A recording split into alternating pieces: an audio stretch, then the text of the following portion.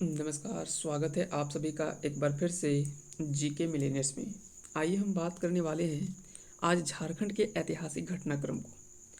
आज हम बात करेंगे झारखंड के संपूर्ण ऐतिहासिक घटनाक्रम को एक संक्षिप्त में बात करने वाले हैं। और यहाँ से कई बार एग्जाम में आपको डायरेक्टली सवाल, सिर्फ यहाँ से आपको ऐतिहासिक घटनाक्रम से कई बार सवाल जो वो डायरेक्टली बनते हैं।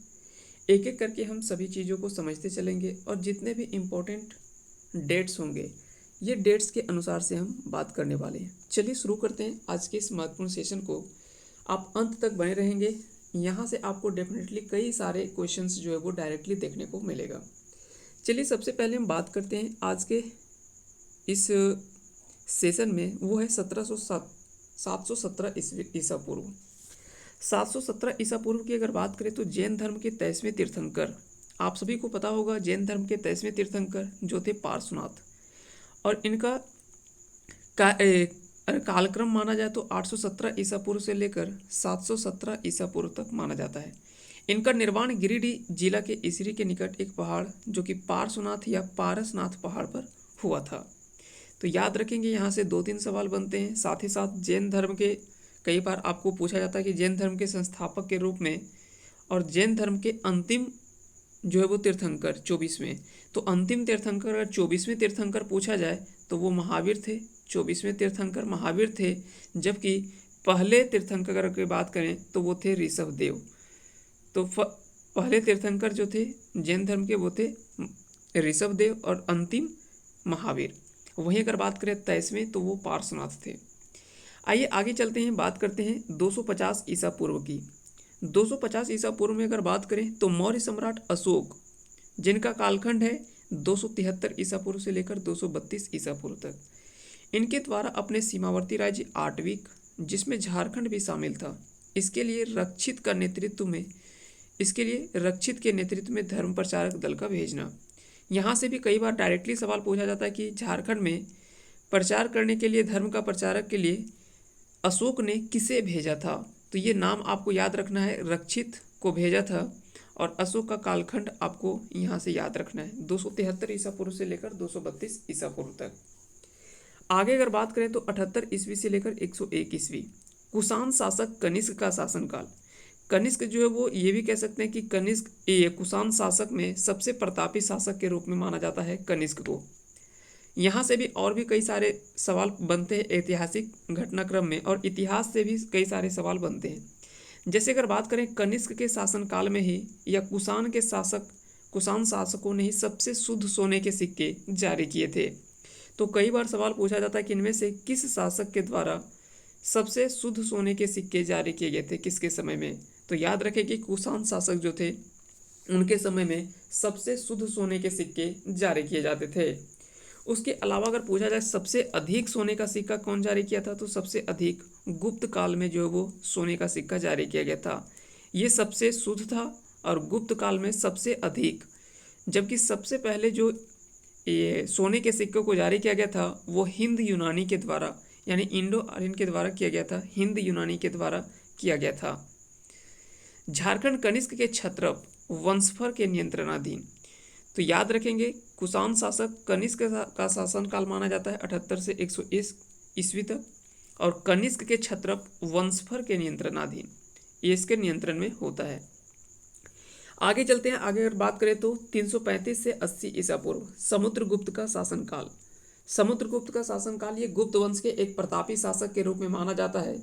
इसे भारत का नेपोलियन भी कहा गया है। यहाँ से भी कई बार सवाल जो पूछा गया है। साथ ही साथ एक और सवाल बनता है कि इनमें से किस शासक का सिक्कों में वीणा बजाते हुए दिखाया गया है। तो समुद्रगुप्त को जो है वो सिक्का में वीणा बजाते हुए दिखाया गया है, जिससे ये भी पता चलता है कि ये कला प्रेमी होने का भी कह सकते हैं कि पता चलता है इससे। समुद्रगुप्त के आठवीं विजय के फलस्वरूप झारखंड क्षेत्र का नियंत्रणाधीन। तो कहीं ना कहीं ऐसा होता है कि झारखंड में जितने भी शासक आए हैं वो कहीं ना कहीं होता क्या है कि कुछ इस तरह से आप समझें।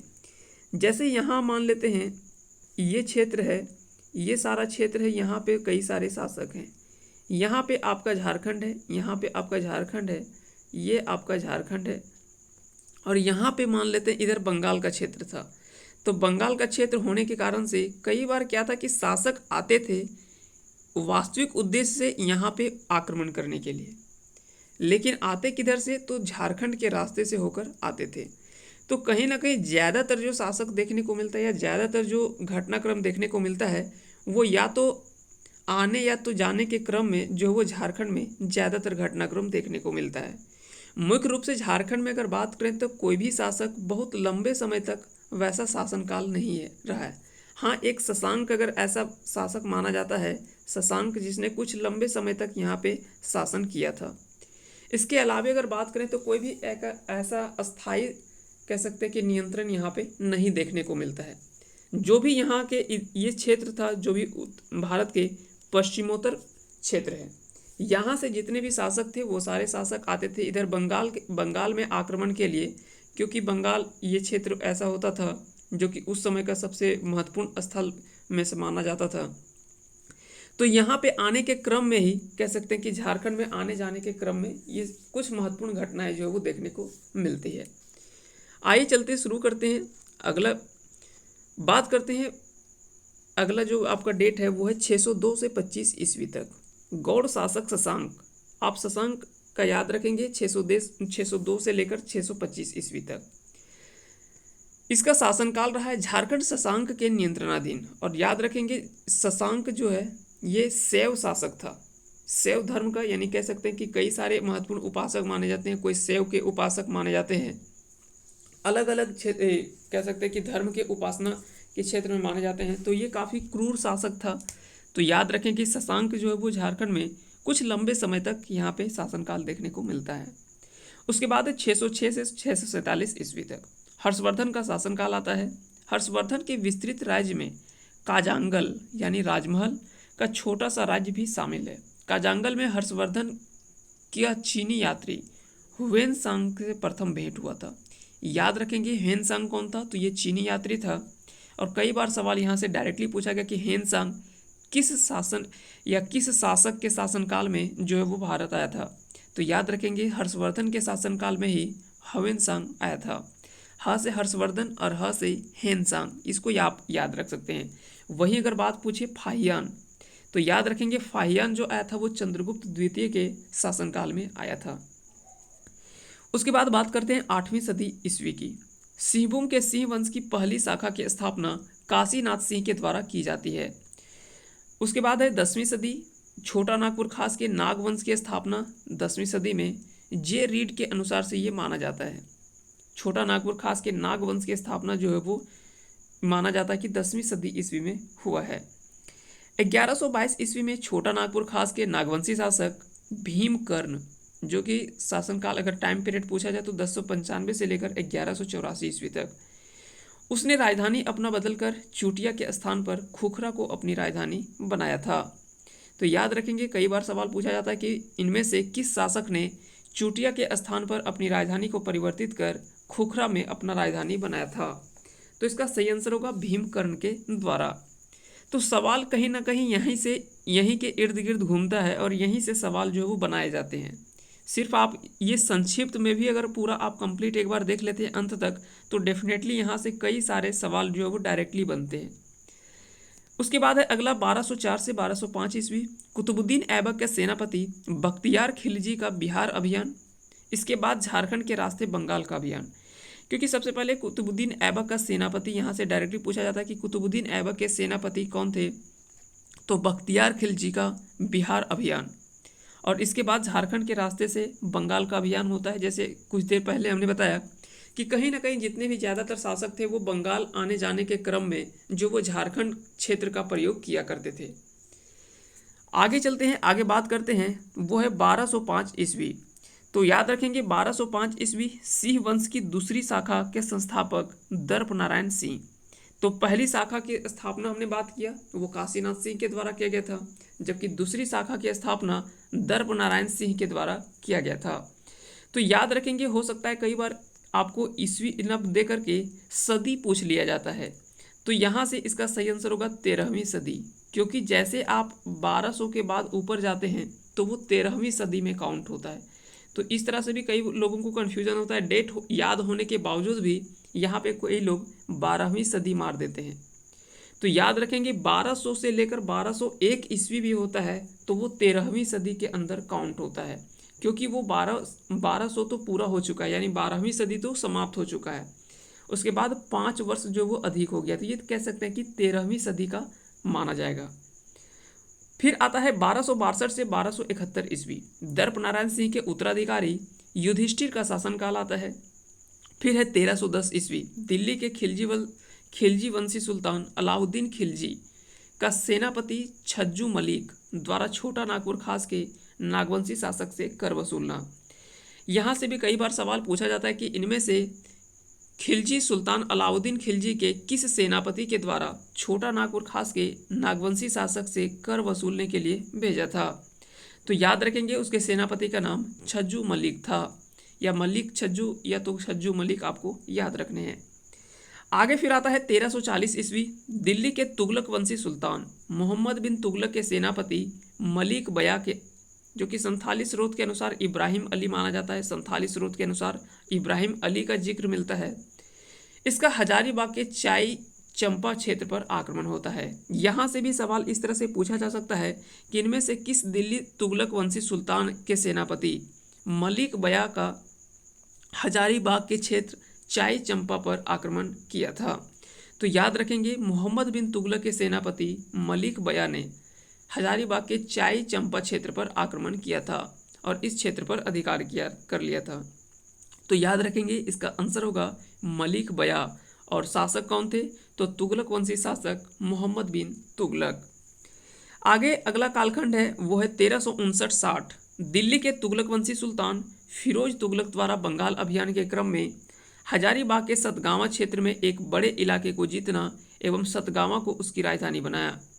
कई बार यहाँ से डायरेक्टली सवाल इस तरह से बनते हैं कि इनमें से किस दिल्ली के तुगलक वंशी सुल्तान ने सतगावा को अपनी राजधानी बनाया था। तो याद रखेंगे ये हजारीबाग जिले के अंतर्गत आता है। तो सतगावा को राजधानी जो बनाया था वो था फिरोज शाह तुगलक। फिरोज शाह तुगलक के द्वारा ही जो वो स्थापना किया गया था। आगे अगर बात करें तो ये भी काफ़ी इंपॉर्टेंट है और यहाँ से भी कई बार एग्जाम में डायरेक्टली सवाल पूछा गया है। 1368 ईस्वी, बागदेव सिंह एवं सिंहदेव। बागदेव सिंह एवं सिंहदेव ये दो भाई थे। इन दोनों ने मिलकर रामगढ़ राज्य की स्थापना की थी 1368 ईस्वी में।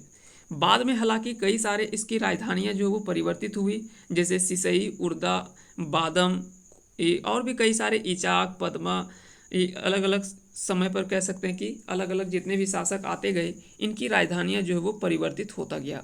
लेकिन मुख्य रूप से अगर पूछा जाए कि रामगढ़ राज्य की स्थापना किसके द्वारा किया गया था, तो बागदेव सिंह एवं सिंहदेव ये दोनों भाइयों के द्वारा किया गया था 1368 ईस्वी में। बात करते 15वीं सदी ईस्वी की, तो हंसराज देव द्वारा खड़गडीहा राज्य की स्थापना। तो कई बार सवाल पूछा जाता है इस तरह से कि खड़गडीहा राज्य की स्थापना किस सदी में हुआ था, तो 15वीं सदी में। और किसके द्वारा किया गया था, तो हंसराज देव के द्वारा किया गया था। ये दरअसल दक्षिण भारत से आए थे हंसराज देव, इन्होंने ही खड़गडीहा राज्य की स्थापना की थी। बात करते हैं 1401 ईस्वी की, तो छोटा नागपुर खास के नागवंशी शासक शिवदास कर्ण के द्वारा घाघरा, जो कि गुमला जिला के अंतर्गत आता है, उसमें हापा मुनि मंदिर की स्थापना। तो इस तरह से सवाल यहाँ से बना सकता है कि इनमें से किस नागवंशी शासक ने घाघरा स्थित गुमला में हापा मुनि मंदिर की स्थापना की थी।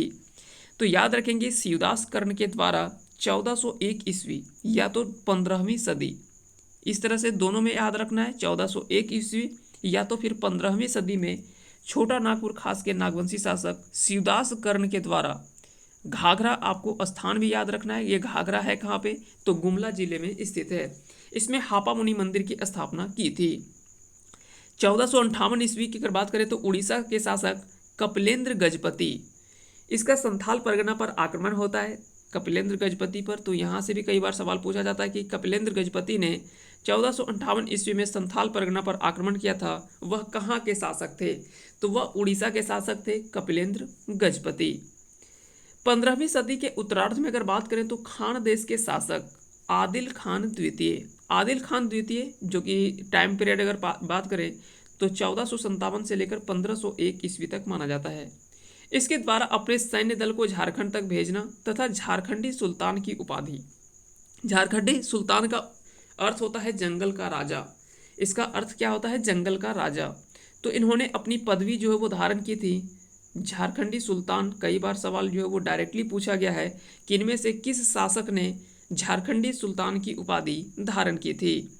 तो याद रखेंगे आदिल खान द्वितीय या आदिल शाह द्वितीय, कई बार आपको खान या शाह भी मिलता है। तो ये खान देश के शासक थे आदिल खान द्वितीय। इन्होंने ही अपने सैन्य दलों को भेजा था झारखंड में और झारखंडी सुल्तान अर्थात जंगल का राजा की पदवी धारण की थी। अगला टाइम पीरियड है वो है 1498 ईस्वी। संध्या के राजा द्वारा छोटा नागपुर खास के नागवंशी राज्य पर आक्रमण। जबकि 16वीं सदी की बात करें तो पलामू में चेरो वंश की स्थापना होती है। पलामू में चेरो वंश की स्थापना 16वीं सदी में होती है। आपको बताना है कि चेरो वंश की स्थापना किसके द्वारा किया गया था। आपको बताना है कि चेरो वंश की स्थापना किसके द्वारा किया गया था 16वीं सदी के उत्तरार्ध में। आगे चलते हैं, अगला कालखंड है वो है 1538 ईस्वी। 1538 ईस्वी अगर बात करें तो शेरशाह का सेनापति ख्वास खां के हाथों पलामू के चेरोवंशी शासक महारत चेरो की पराजय होती है।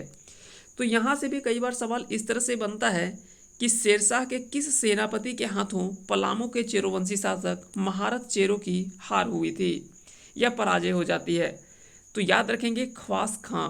इसके सेनापति ज़्यादा महत्वपूर्ण है, चाहे वो मोहम्मद बिन तुगलक के हो, चाहे वो अलाउद्दीन खिलजी के हो। जितने भी महत्वपूर्ण शासक थे उनके सेनापति, क्योंकि ज़्यादातर जो है वो झारखंड उतना उस समय का कह सकते हैं कि बहुत ज़्यादा नहीं था, तो वहाँ पे ज़्यादा जो कार्य करते थे वो उसके सेनापति आकर कार्य करते थे। तो जितने भी कह सकते हैं कि आक्रमण देखा जाए तो ज़्यादातर जो है वो उनके सेनापति आते थे और उनके द्वारा जो है वो कब्जा किया जाता था। 1576 ईस्वी। 1576 ईस्वी में याद रखना है मुगल सेना द्वारा विरोधी अफगान जुनैद कर्रानी जो है वो पराजित होता है। यहाँ से भी कई बार सवाल यहाँ जो है वो पूछा गया है। जैसे यहाँ से एक दो सवाल जो और भी पूछा जाता है, जैसे आगे हम बात करेंगे टकरोई की लड़ाई जो हुआ था उसके बारे में भी हम बात करेंगे।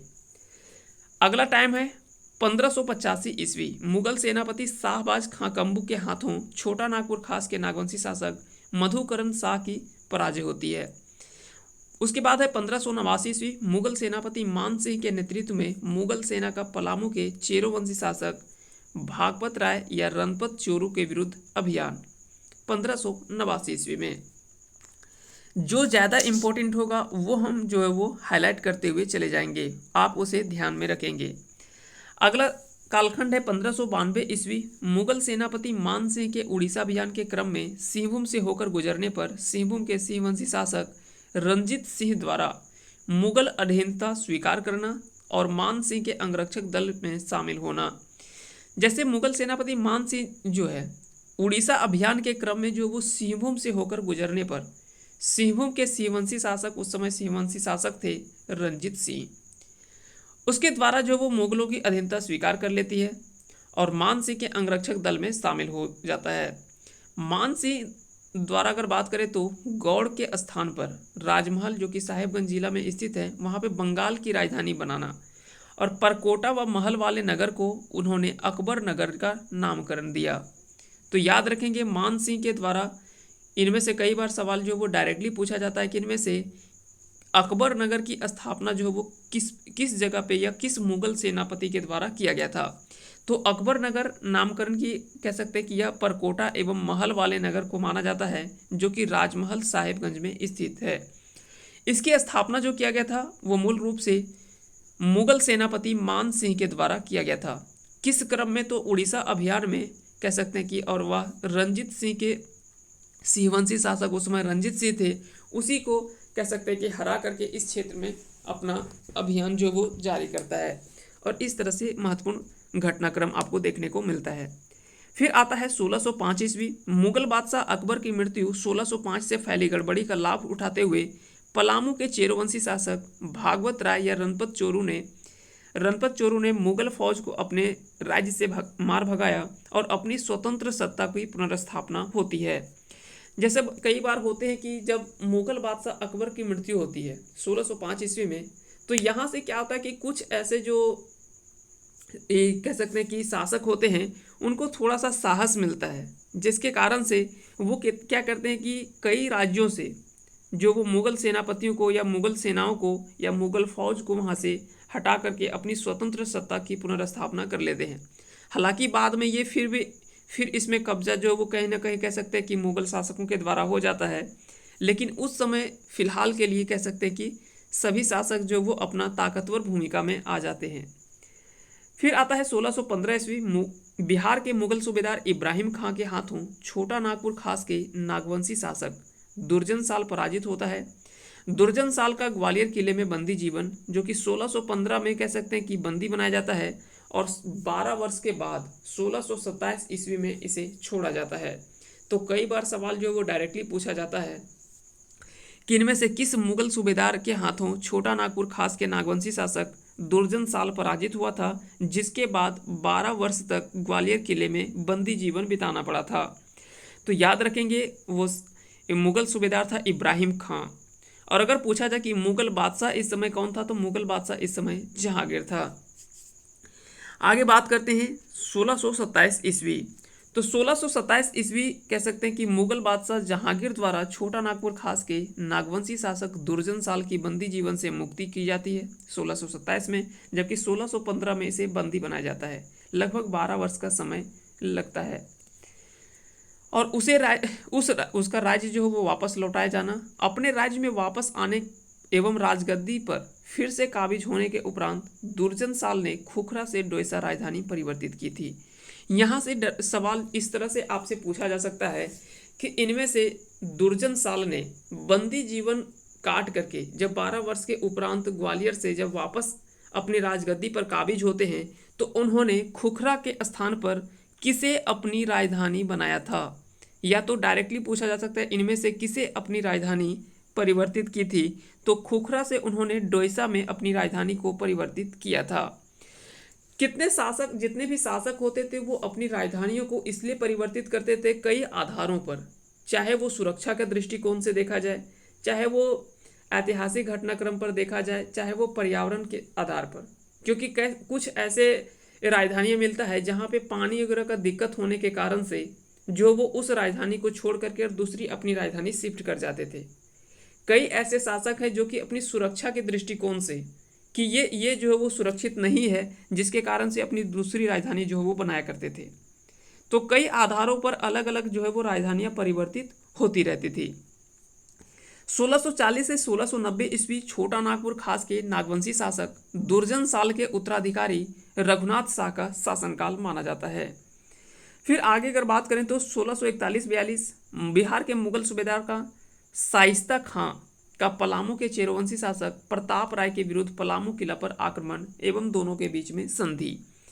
तो यहाँ से भी सवाल पूछा जाता है कि इनमें से किस मुगल सूबेदार ने पलामू के चेरोवंशी शासक प्रताप राय के विरुद्ध पलामू किला पर आक्रमण किया था। तो वो मुगल सूबेदार था शाइस्ता खां। और साथ ही साथ पलामू किला पर आक्रमण के समय चेरोवंशी शासक कौन थे पलामू में, तो यहाँ से भी सवाल जो वो घुमा फिरा के किसी तरह से पूछा जा सकता है। आगे बात करते हैं 1642 ईस्वी रामगढ़ के शासक हेमंत सिंह द्वारा बादम के किले का निर्माण। यहाँ से 2-3 सवाल पूछा जाता है। सबसे पहले तो बादम किला का निर्माण किसके द्वारा किया गया था, तो ये रामगढ़ के शासक थे हेमंत सिंह, इन्हीं के द्वारा जो वो बादम किले का निर्माण किया गया था। तो अगर आपसे पूछा जाए कि बादम किला का निर्माण किसके द्वारा किया गया था, तो बादम किला का निर्माण हेमंत सिंह के द्वारा किया गया था, जो कि रामगढ़ के शासक थे। अगला अगर बात करें 1643-44 बिहार के मुगल सूबेदार इतिकाद खां के आदेश पर सेनापति जबरदस्त खां का पलामू के चेरोवंशी शासक प्रताप राय के विरुद्ध आक्रमण एवं दोनों के बीच में संधियां होती है। आगे अगर बात करें तो यहाँ से काफ़ी महत्वपूर्ण घटनाक्रम है, यहाँ से भी सवाल जो वो देखने को मिलता है। ये काफ़ी इंपॉर्टेंट है। 1658 से लेकर 74 ईस्वी पलामू के चेरोवंशी शासक मेदिनी राय का शासनकाल इस टाइम पीरियड में माना जाता है। मेदिनी राय का शासनकाल जो है वो चेरो शासन के स्वर्ण युग का माना जाता है। तो कई बार सवाल जो वो डायरेक्टली पूछा गया कि इनमें से किस शासक के शासनकाल को चेरो शासन का स्वर्ण युग कहा जाता है, तो ये तो हो जाएगा आपका मेदिनी राय के शासन काल को। दूसरा बात क्या है कि पलामू में चेरोवंशी शासक मेदिनी राय, ये सबसे प्रतापी राजा के रूप में भी माना जाता है। चेरोवंशी शासकों में काफी प्रतापी राजा के रूप में माना जाता है। साथ ही साथ और भी कई सारे आपको पूछे जाते हैं सवाल कि पलामू के पुराने किला और नए किला का निर्माण, यहाँ से भी सवाल जो वो डायरेक्टली पूछा गया है। तो इससे पहले इसके ऊपर हम वीडियो बना चुके हैं कुछ दिन पहले ही कि पलामू के जितने भी किला हो या तो पूरे झारखंड के जितने भी महत्वपूर्ण किले हैं, मंदिर है, मस्जिद है, इन सभी और जितने भी महत्वपूर्ण चर्च हैं और जितने भी ईसाई मिशनरी आए थे धर्म प्रचारक के दल के रूप में, उन सभी के बारे में हम सवाल यहाँ से कह सकते हैं कि महत्वपूर्ण प्रश्नों को पहले ही इसमें एक वीडियो हम सेपरेटली बना चुके हैं। अगर आप नहीं देखे हैं तो आप हमारे वीडियो के डिस्क्रिप्शन में जाएंगे, वहाँ से आपको देखने को मिल जाएगा। उसके बाद है 1660 ईस्वी, बिहार के मुगल सूबेदार का दाऊद खां की पलामू विजय होती है। मेदिनी राय का सरगुजा पलायन होता है और 6 वर्षों बाद 1666 में पलामू आगमन पुनः होता है। तो यहाँ से आप याद रखेंगे मेदिनी राय का सरगुजा पलायन और 6 वर्षों के बाद 1666 ईस्वी में पुनः पलामू का आगमन होता है। फिर आता है 1667 से 1724, रामगढ़ राज्य के शासक दलेल सिंह का शासनकाल आता है। 1670 ईस्वी में दलेल सिंह द्वारा बादम से राजधानी जो है वो रामगढ़ राजधानी परिवर्तित की जाती है।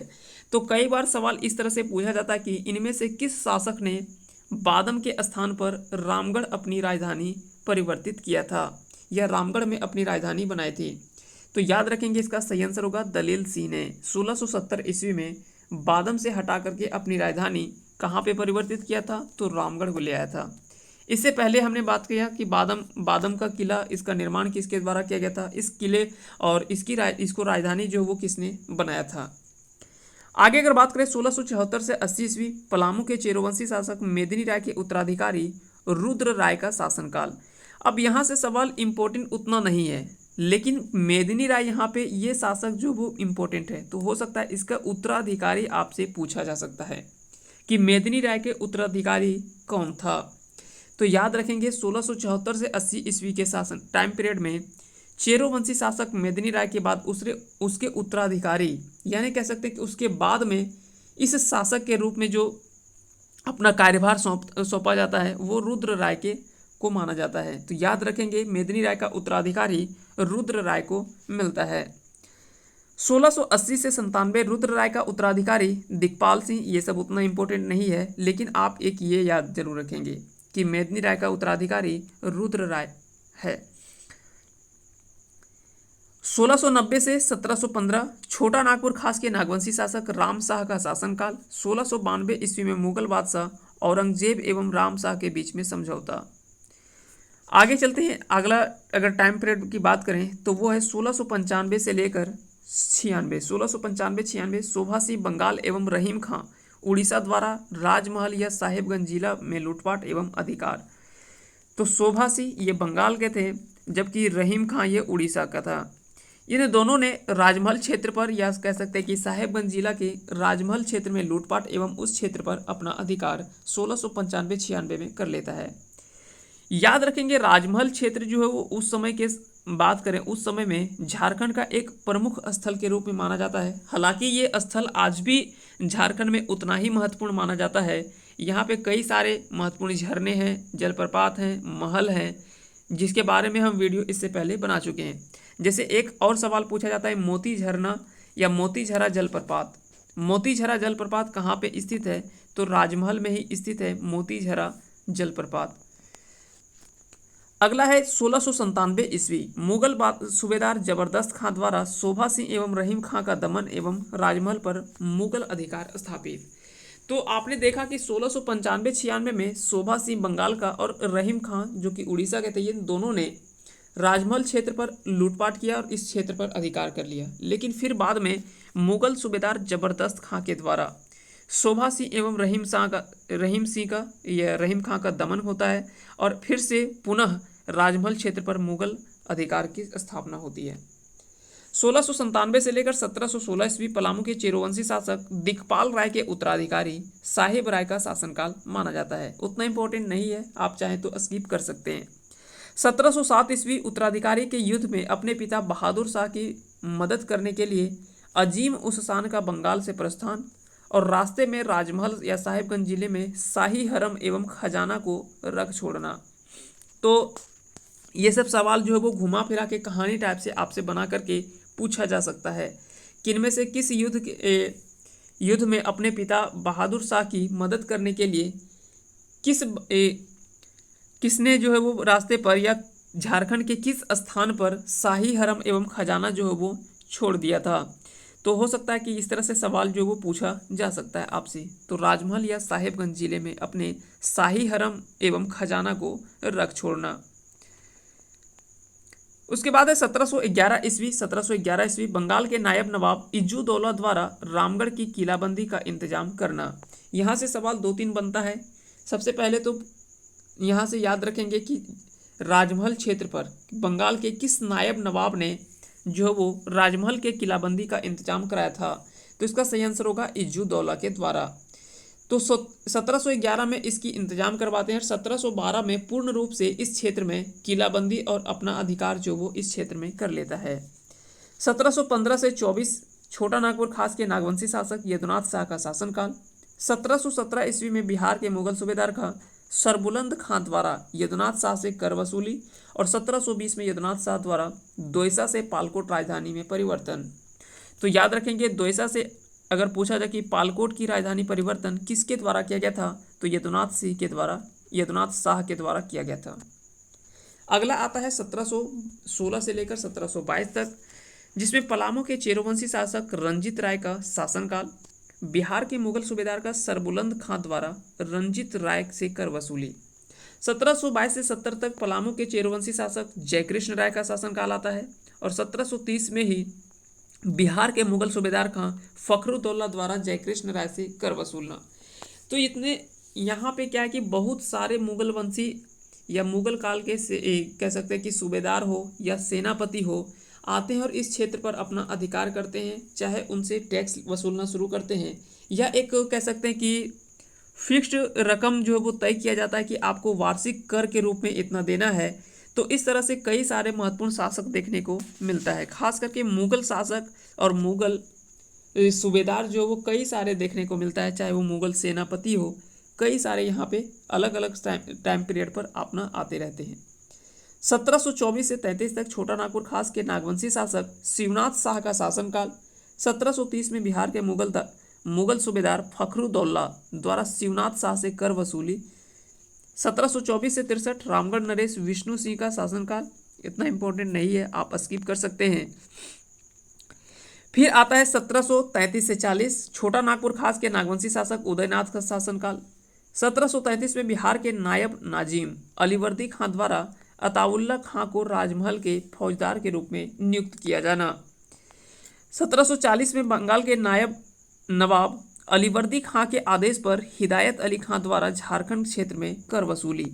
1742 में मराठा भास्कर राव पंडित झारखंड के रास्ते से बंगाल पर आक्रमण करते हैं और 1743 ईस्वी में मराठा रघुजी भोंसले का झारखंड के रास्ते पर बंगाल पर आक्रमण।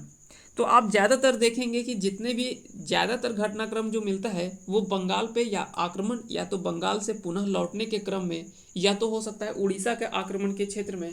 तो इन सभी महत्वपूर्ण घटनाओं के क्षेत्र में जो वो झारखंड का अधिक महत्व देखने को मिलता है।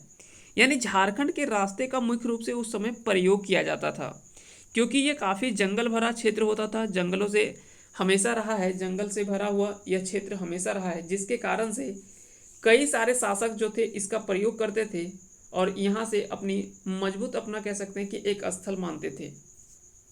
1757 ईस्वी प्लासी के युद्ध के दरमियान प्लासी से पलायन के क्रम में बंगाल का नवाब सिराजुद्दौला जो है वो राजमहल में गिरफ्तार।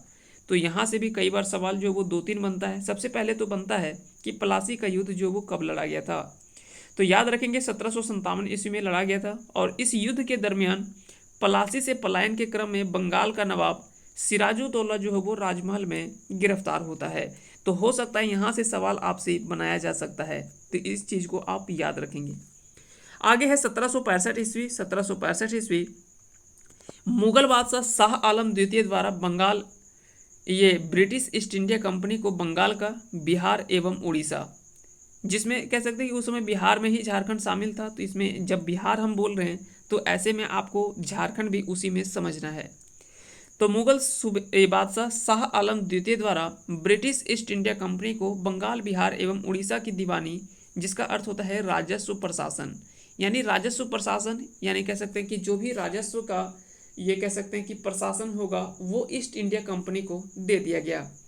तो प्रदान किया गया था 12 अगस्त 1765 ईस्वी में। तो यहाँ से सवाल पूछा जा सकता है कि इनमें से किस मुगल बादशाह ने ब्रिटिश ईस्ट इंडिया कंपनी को 12 अगस्त 1765 में झारखंड, बिहार, ये कह सकते हैं कि बिहार, उड़ीसा और बंगाल, बिहार एवं उड़ीसा का दीवानी जो है वो प्रदान किया था।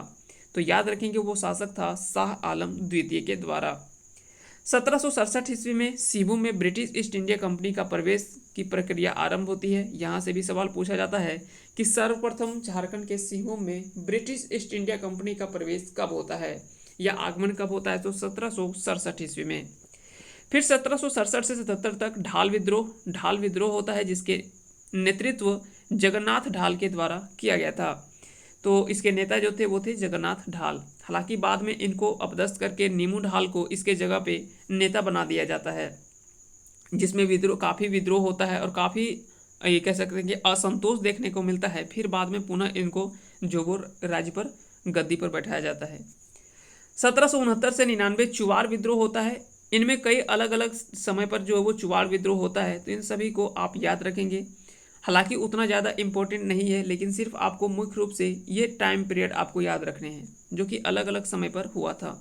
जैसे 1769 से 71 ये श्यामगंजम के समय में जो हुआ था, ये ज़्यादा इम्पोर्टेंट है। 1770-71 ये चेरो विद्रोह होता है जिसके नेता चित्रजीत राय एवं जयनाथ सिंह थे। फिर 1771 ईस्वी में ब्रिटिश ईस्ट इंडिया कंपनी का पलामू किला पर कब्जा। 21 मार्च ये कह सकते हैं कि 21 मार्च 1771 को पलामू किला पर आक्रमण होता है और इस किले पर जो है वो ब्रिटिश ईस्ट इंडिया कंपनी का कब्जा हो जाता है। तो ये भी आप याद रखेंगे। यहाँ से सवाल इस तरह से बनते हैं कि इनमें से किस वर्ष जो है वो ब्रिटिश ईस्ट इंडिया कंपनी का पलामू किला पर कब्जा हो गया था। तो 1771 ईस्वी में ब्रिटिश ईस्ट इंडिया कंपनी ने पलामू किला पर कब्जा कर लिया था। डेट भी अगर आपसे पूछ लिया जाए तो 21 मार्च आपको डेट याद रखने हैं। छोटा नागपुर खास के नागवंशी शासक दर्पनाथ शाह द्वारा कंपनी की अधीनता स्वीकार की जाती है। और उस समय अगर आपसे पूछा जाए कि जब British East India company Palamu के किला पर कब्जा किया था उस समय नागवंशी शासक वहाँ के कौन थे, तो वो था दर्पनाथ शाह। तो ये भी आपको याद रखना है। घुमा फिरा के सवाल आपसे किसी तरह से भी पूछा जा सकता है। फिर आता है 1772-73 ईस्वी घटवाल विद्रोह, जिसके नेता विभिन्न घटवाल सरदारों ने इनका नेतृत्व किया था। तो घटवाल विद्रोह हो सकता है कि आपसे पूछा जाए तो 1772-73 में हुआ था। फिर 1772 से लेकर 82 तक इसमें पहाड़िया विद्रोह होता है, जिसमें 1772 का जो है वो पहाड़िया विद्रोह ज़्यादा इम्पोर्टेंट माना जाता है, जिसमें सूर्य चंद्र सावरिया, पाचके डोम्बा एवं करिया पुलहर के द्वारा के नेतृत्व में हुआ था। 1780 में रामगढ़ हिल ट्रैक्ट की स्थापना। ये सवाल आपसे हो सकता है कि अभी तक नहीं पूछा गया, तो आगे चल करके यह सवाल आपसे पूछा जाए कि रामगढ़ हिल ट्रैक्ट की स्थापना किस वर्ष की गई थी। तो 1780 ईस्वी में रामगढ़ हिल ट्रैक्ट की स्थापना की गई थी। याद रखेंगे। यहाँ से आप इम्पोर्टेंट फैक्ट को आप याद रखेंगे। नहीं अगर आपको समझ में आते हैं कहीं पे तो उस चीज़ को आप डायरेक्टली नेट पर सर्च करें और उसके बारे में थोड़ा सा जब आप डिटेल कर लेते हैं तो वहाँ से आपको लंबे समय तक याद आ जाता है। तो उसके बारे में थोड़ा सा डिटेल में एक बार पढ़ लें। डायरेक्ट आप सर्च करें रामगढ़ हिल ट्रैक्ट या तो 1780 ईस्वी, कुछ भी आप डालेंगे तो वहाँ से आपको मिल जाएगा, क्योंकि आपको वहाँ पे कई सारे महत्वपूर्ण सोर्स आपको मिल जाते हैं और थोड़ा सा इनसे रिलेटेड कुछ महत्वपूर्ण फैक्ट आपको जानकारी हो जाती है, तो वहाँ से आपको ज़्यादा लंबे समय तक याद रहता है। साथ ही साथ एक चीज़ और याद रखेंगे, 1772 ईस्वी में पहाड़िया विद्रोह में एक टाइम पीरियड 1781-82 का 1781-82 का ये रानी सर्वेश्वरी के टाइम पीरियड को भी आप याद रखेंगे। यहाँ से भी कई बार सवाल जो वो डायरेक्टली पूछा गया है कि रानी सर्वेश्वरी ने किस वर्ष पहाड़िया विद्रोह का जो है वो नेतृत्व या उसमें समर्थन किया था। तो 1781-82 के पहाड़िया विद्रोह में। उसके बाद 1780 में रामगढ़ हिल ट्रैक्ट की स्थापना होती है। 1782 से लेकर 1821 ईस्वी में तमाड़ विद्रोह होता है, जिसमें कई अलग अलग नेताओं और अलग अलग कह सकते हैं कि लोगों के द्वारा इसकी कह सकते हैं नेतृत्व होता है, जिसमें सबसे ज़्यादा महत्वपूर्ण माना जाता है वो विष्णु मानकी और मौजी मानकी के समय का माना जाता है, 1789 का। फिर आगे इसमें आता है जो कि अलग अलग टाइम में अलग अलग समय पर कह सकते हैं कि कई सारे महत्वपूर्ण जो विद्रोह देखने को मिलता है। अगला है 1784 से 85 तिलका विद्रोह, तिलका आंदोलन, जिसके नेता तिलका मांझी ने किया था। तो याद रखेंगे 1784-85 में। 1793 अस्थाई बंदोबस्त का प्रचलन, अस्थाई बंदोबस्त का प्रचलन झारखंड में 1793 ईस्वी में होता है। 1800 से 1818 चेरो आंदोलन, जिसके नेता भूषण सिंह, रामबक सिंह व शिव प्रसाद सिंह। याद रखेंगे 1800 से 1802 भूषण सिंह, ये सब ज़्यादा इंपॉर्टेंट है, यहाँ से आप याद रखेंगे चेरो आंदोलन। अगला है 1806 में जमींदारी पुलिस बल की शुरुआत होती है, जमींदारी पुलिस बल की शुरुआत होती है 1806 में। यहाँ से भी सवाल पूछा गया कि इनमें से किस वर्ष जमींदारी पुलिस बल की शुरुआत हुई थी। तो 1806 ईस्वी में जमींदारी पुलिस बल की शुरुआत हुई थी। 1807 में सुल्तानाबाद या महेशपुर राज की जो रानी सर्वेश्वरी थी, इनका निधन जो वो भागलपुर जेल में 6 मई 1807 ईस्वी को हो जाता है। तो याद रखेंगे 1807 के 6 मई 1807 को महेशपुर राज या सुल्तानाबाद की रानी सर्वेश्वरी का भागलपुर जेल में निधन हो जाता है। तो यहाँ से सवाल 2-3 बनता है। एक तो आपको डेट सहित याद रखने हैं, 6 मई 1807 को, स्थान कहाँ पे, सुल्तानाबाद या महेशपुर राज। रानी सर्वेश्वरी का निधन किस जेल में हुआ था, तो भागलपुर जेल में हुआ था। इतने फैक्ट आप यहाँ से याद रखेंगे। 1820-21 में हो विद्रोह, जो कि काफ़ी महत्वपूर्ण विद्रोह के रूप में माना जाता है। फिर आता है 1824 दामिन ए कोह की स्थापना, दामिन ए कोह की स्थापना, और इस क्षेत्र को कह सकते हैं कि सरकारी जमीन के रूप में घोषित किया जाता है, दामिन ए कोह। ये इसके बारे में भी काफ़ी ज़्यादा सवाल पूछा जाता है। 1831-32 कोल विद्रोह होता है, जिसमें सिंगराई मानकी, सुरगा मुंडा और बुद्धू भगत व अन्य कई सारे नेताओं ने इसमें महत्वपूर्ण योगदान दिया था। तो याद रखेंगे 1831-32 में कोल विद्रोह का महत्वपूर्ण घटनाक्रम देखने को मिलता है। फिर आता है 1832-33, जिसमें भूमिज विद्रोह, जिसके नेता थे गंगा नारायण सिंह। और याद रखेंगे भूमिज विद्रोह को गंगा नारायण का हंगामा भी कहा जाता है, क्योंकि इन्होंने महत्वपूर्ण भूमिका निभाई थी इस विद्रोह में गंगा नारायण के द्वारा। आगे चलते हैं, बात करते हैं 1834 का दक्षिण पश्चिम सीमांत एजेंसी की स्थापना होती है, साउथ वेस्टर्न फ्रंटियर एजेंसी। इसकी स्थापना जो है वो 1834 ईस्वी में होता है।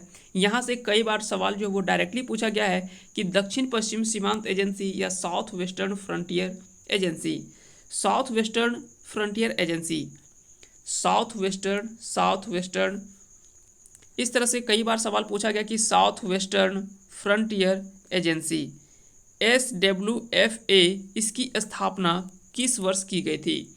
तो साउथ वेस्टर्न फ्रंटियर एजेंसी की स्थापना 1834 ईस्वी में की गई थी, और इसी वर्ष 1834 में ही विल्किंसन रूल भी लागू की गई थी।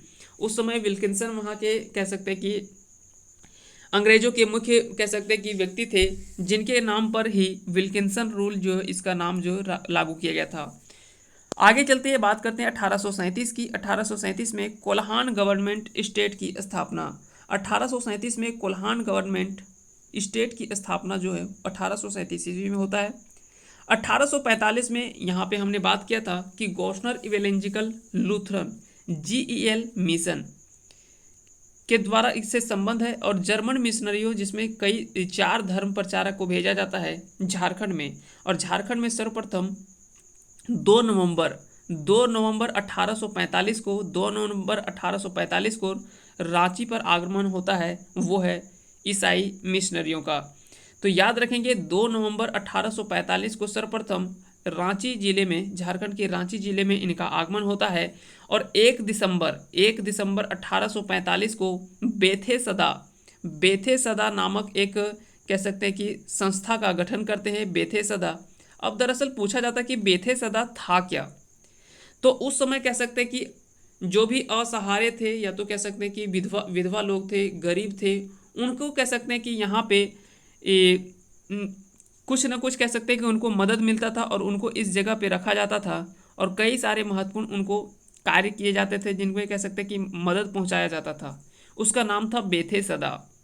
तो याद रखेंगे इसकी स्थापना 1 दिसंबर को हुई थी। आप यहाँ से समझिए कुछ इस तरह से कि 2 नवंबर 1845 को ये झारखंड में आगमन होते हैं और 1 दिसंबर लगभग 1 महीने के अंदर ये कह सकते हैं कि एक संस्था की स्थापना या कह सकते हैं कि संस्था का निर्माण कर देते हैं बेथे सदा।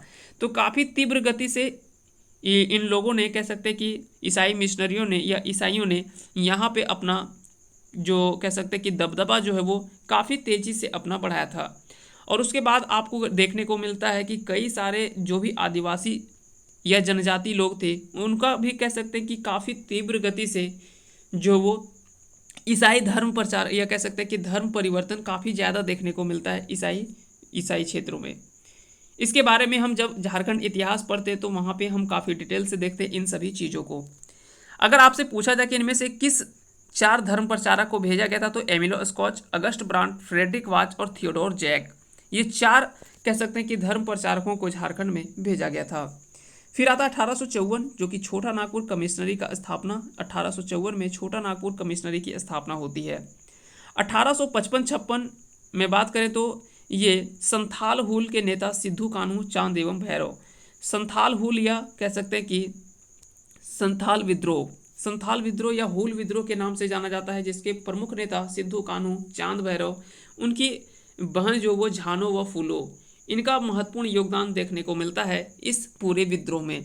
और ये एक ऐसा आंदोलन देखने को मिलता है संथाल विद्रोह जो कि कह सकते हैं कि झारखंड का सबसे प्रतिष्ठित विद्रोह में से एक माना जाता है।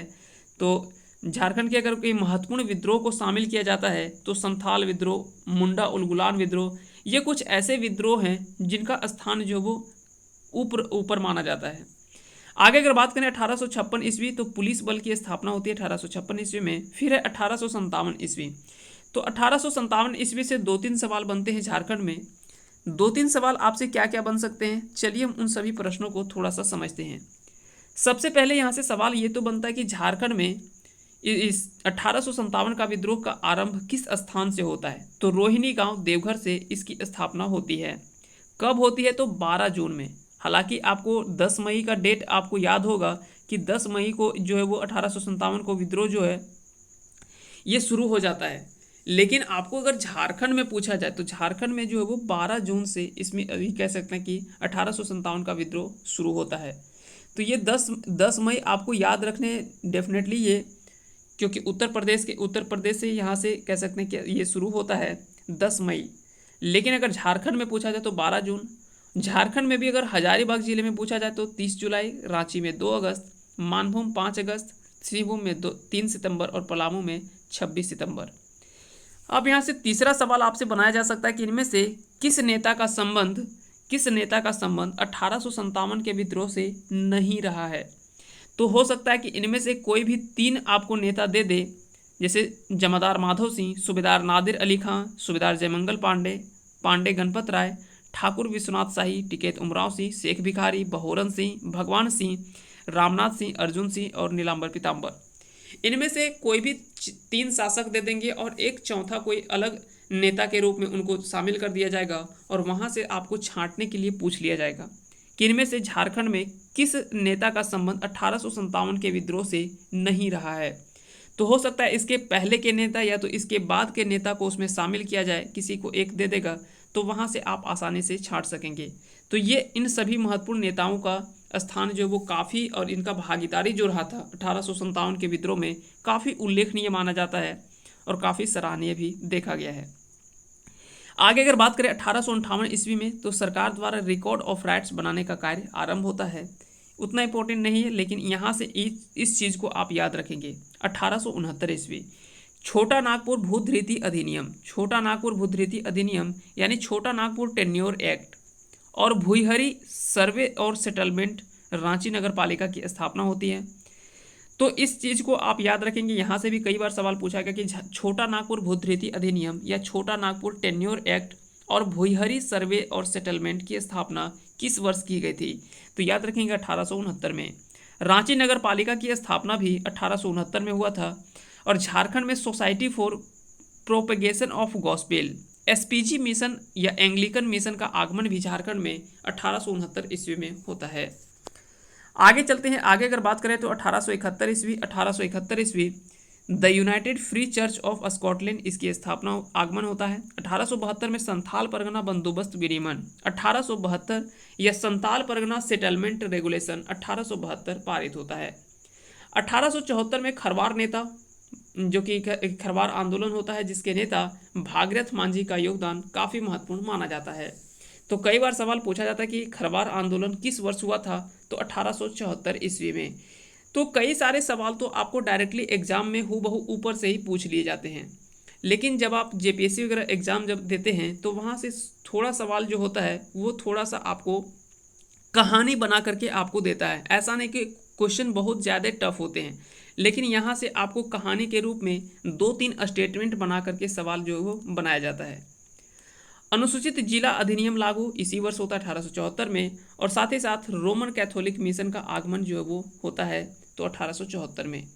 आपको पता होगा कि father Hoffman, doctor father Hoffman का संबंध भी जो है वो रोमन कैथोलिक मिशन से ही माना जाता है। तो याद रखेंगे फादर हॉफमैन का संबंध भी जो है वो किससे माना जाता है, तो ये माना जाता है रोमन कैथोलिक मिशन से।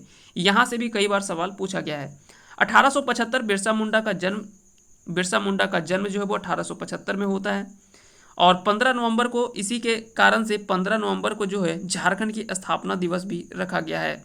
झारखंड की स्थापना जो है वो 15 नवंबर 2000 को इसीलिए किया जाता है क्योंकि उसी दिन 15 नवंबर को ही बिरसा मुंडा जी का जन्म दिवस भी था। 1879 ईस्वी पलामू में सुरक्षित वन का नियम लागू होता है। 1886 में संथाल परगना लगान विनियमन 1886 की स्थापना पारित होता है। 1891 ईस्वी में झारखंड में आर्य समाज की स्थापना, 1892 में डबलिन यूनिवर्सिटी मिशन का आगमन, और 1894 में छोटा नागपुर वन सुरक्षा कानून जो है वो पारित होता है।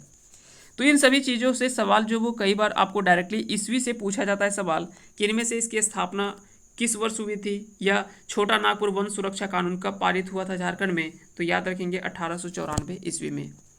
आइए चलते हैं आगे के घटनाक्रम को, और अब आगे के घटनाक्रम जो है वो ज़्यादा इम्पोर्टेंट आपके एग्जाम के दृष्टिकोण से हो जाता है।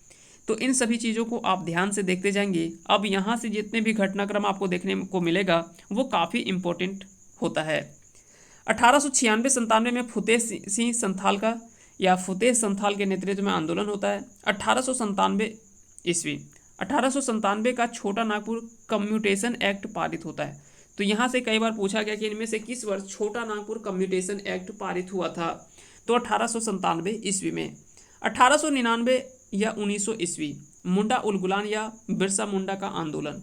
ये आंदोलन शायद ही कोई ऐसे छात्र होंगे या झारखंड के लोग होंगे जिनको इनसे परिचित नहीं होंगे।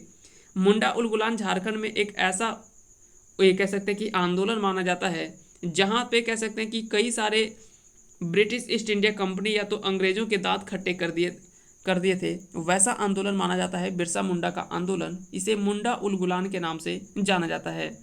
उलगुलान का अर्थ होता है महान विद्रोह। उलगुलान का अगर पूछा जाए कि शाब्दिक अर्थ क्या होता है, तो उलगुलान का शाब्दिक अर्थ होता है महान विद्रोह। उसके बाद आता है 1902 से 10 ईस्वी लिस्टर एवं जॉन रेड के नेतृत्व में रांची जिले में भूमि की पैमाइश एवं बंदोबस्ती का कार्य किया जाता है। 1903 में जयपाल सिंह का जन्म 3 जनवरी 1903 में। तो कई बार सवाल पूछा जाता है कि जयपाल सिंह का जन्म जो है वो कब हुआ था, तो 3 जनवरी 1903 में इनका जन्म हुआ था। आगे अगर बात करें कि 1905 से 17 क्रांतिकारी आंदोलन में झारखंड के लोगों का भागीदारी। 1907 में जमशेदजी टाटा द्वारा साक्षी जमशेदपुर में Tata iron and steel company की स्थापना यानी टिस्को की स्थापना होती है। यहाँ से 2-3 सवाल बनता है। 1907 में किसके द्वारा, तो जमशेदजी टाटा के द्वारा इसकी स्थापना की जाती है टिस्को की। 1911 में यहाँ से कह सकते हैं कि लोहे की उत्पादन जो वो शुरू होता है। आगे चलते बात करते हैं 1908 में छोटा नागपुर काश्तकारी अधिनियम CNT एक्ट यहाँ से पारित होता है। 1911 में टिस्को से लोहे का उत्पादन आरंभ होता है। लेकिन एक चीज़ और आपको बताना है कि टिस्को से किस वर्ष स्टील की उत्पादन या कह सकते हैं कि स्टील की उत्पादन कब जो है वो शुरू होता है, यहाँ से आपको बताना है। उसके बाद अगर आगे बात करें तो 1912 में बंगाल से बिहार उड़ीसा को अलग कर एक नए प्रांत के रूप में गठन, झारखंड बिहार का भाग था। रांची बिहार की ग्रीष्मकालीन राजधानी उस समय घोषित की जाती है। क्रिश्चियन स्टूडेंट ऑर्गेनाइजेशन की स्थापना जो कि जे बार्थोलोमेन के द्वारा 1912 में किया गया, और संथाल परगना भूतरेती अधिनियम यानी संथाल परगना टेन्योर एक्ट, ये सभी पारित होता है। तो 1912 का घटनाक्रम जो वो काफ़ी इम्पोर्टेंट माना जाता है। यहाँ से कई सारे सवाल जो वो बनते हैं। सबसे पहले तो बिहार जो वो उड़ीसा से अलग करके एक नए प्रांत के रूप में गठन होता है, और उस समय हम जानते हैं कि 1912 में झारखंड भी बिहार का ही भाग था, जिसके कारण से उस समय बिहार की तत्कालीन ग्रीष्मकालीन राजधानी जो बनाया गया था वो रांची को बनाया गया था। यहाँ से सवाल कई बार पूछा गया है, और हो सकता है कि आगे आपको आने वाले एग्जाम में यहाँ से सवाल डेफिनेटली देखने को मिलेगा कि जब बंगाल से बिहार व उड़ीसा को अलग कर एक नए प्रांत के रूप में गठन किया गया था, तो उस समय बिहार की ग्रीष्मकालीन राजधानी कहाँ थी? रांची, बिहार, ये पटना, इस तरह से सवाल आपसे बनाया जा सकता है। पटना, दुमका, तो याद रखेंगे उस समय रांची जो था वो बिहार की ग्रीष्मकालीन राजधानी बनाई गई थी। हालांकि बाद में जब 2000 में जब झारखंड अलग हो जाता है तो इसकी राजधानी पूर्ण रूप से कह सकते हैं कि रांची में बनाया जाता है झारखंड की राजधानी को। साथ ही साथ इसमें क्रिश्चियन स्टूडेंट ऑर्गेनाइजेशन की स्थापना जे बार्थोलोमेन के द्वारा किया गया था, और संथाल परगना भूतरेती अधिनियम, संथाल परगना टेन्योर एक्ट जो है वो पारित हुआ था 1912 में। साथ ही साथ अगर पूछा जाए कि छोटा नागपुर भूतरेती अधिनियम तो 1869 में, और संथाल परगना भूतरेती अधिनियम तो ये हुआ था 1912 में। ये दोनों में कन्फ्यूजन नहीं करना है। छोटा नागपुर का पहले लागू हो गया था 1869 में ही, जबकि संथाल परगना टेन्योर एक्ट जो लागू हुआ था वो 1912 में होता है। 1914 में टिस्को से इस्पात का उत्पादन आरंभ होता है। साथ ही साथ 1914 में एक महत्वपूर्ण आंदोलन देखने को मिलता है, वो है टाना भगत आंदोलन। ये कह सकते हैं कि टाना भगत आंदोलन जतरा भगत के नेतृत्व में और अन्य टाना भगतों के नेतृत्व में यह आंदोलन जो है वो होता है। और यह क्या याद रखेंगे कि यह महात्मा गांधी से काफ़ी प्रभावित थे। टाना भगत या टाना भगत के जितने भी नेता थे वो सभी कहीं ना कहीं महात्मा गांधी से काफ़ी प्रभावित थे, जिसके कारण से महात्मा गांधी ने अपनी एक स्टेटमेंट दिया था जिसमें उन्होंने कहा था कि हमारे सभी अनुयायियों में से टाना भगत आंदोलन जो है वो सबसे प्रिय, ये कह सकते हैं कि अनुयायी के रूप में माना गया था। तो उन्होंने अपना महात्मा गांधी ने भी अपना जो है वो प्रिय, कह सकते हैं कि अनुयायी के रूप में टाना भगत को माना था। 1915 में छोटा नागपुर उन्नति समाज की स्थापना होती है, जिसके संस्थापक जुएल लकड़ा को बनाया गया था। तो याद रखेंगे इसके संस्थापक थे जुएल लकड़ा, उन्हीं के द्वारा छोटा नागपुर उन्नति समाज की स्थापना हुई थी 1915 में। उसके बाद आता है 1916 से लेकर 1919 मौलाना अबुल कलाम आज़ाद, जो कि रांची में नज़रबंद किए जाते हैं 31 मार्च 1916 से लेकर 31 दिसंबर 1919 तक। यहाँ से सवाल इस तरह से पूछा गया है कि इनमें से किसे रांची में 3 वर्ष के लिए जो है वो नज़रबंद या कह सकते हैं कि कैद करके रखा गया था? तो मौलाना अबुल कलाम आज़ाद को कहाँ पे रखा गया था? तो रांची में। और कब से कब तक? तो 16 से लेकर 19 तक, 31 मार्च 1916 से लेकर 31 दिसंबर 1919 तक। 1917 में महात्मा गांधी का रांची में आगमन होता है। ये डेट आपको याद रखना, 3 से 6 जून, 5 से 11 जुलाई, व 22 दिसंबर से 4 अक्टूबर। ये सभी टाइम पीरियड में कह सकते हैं कि 1917 में महात्मा गांधी का रांची आगमन होता है। 1919 रॉलेट एक्ट, ये आपको सभी को पता होगा, जालियांवाला बाग हत्याकांड 13 अप्रैल 1919 का। ये ऐसा एक घटना माना जाता है जिससे भी कई सारे महत्वपूर्ण नेताओं का कह सकते कि बहुत ज़्यादा आहत पहुंचा था, जिसके कारण से कई सारे महत्वपूर्ण नेताओं ने अपनी महत्वपूर्ण जो उपाधि मिली थी, जैसे केसर ए हिंद की उपाधि महात्मा गांधी उन्होंने लौटा दी थी।